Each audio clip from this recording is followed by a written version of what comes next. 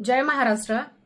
परवाच्या दिवशी देवेंद्र फडणवीस म्हणतात मी काही उद्धव ठाकरे नाही आणि काल महाराष्ट्र राज्याचा अर्थसंकल्प जाहीर होतो।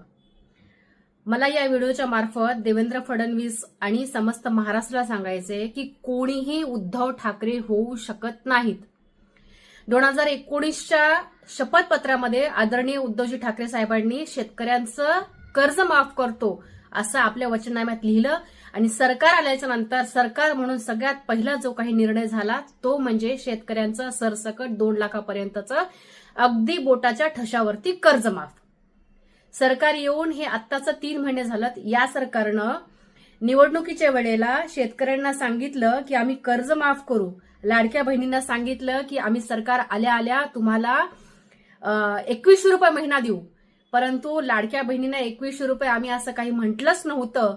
आणि काल जो अर्थसंकल्प जाहीर झाला त्यामध्ये शेतकऱ्यांच्या हातावरती तुरी दिल्या। शेतकऱ्यांच्या कर्जमाफीचा कुठेही उल्लेख नाही कालच्या अर्थसंकल्पामध्ये। आता सरकार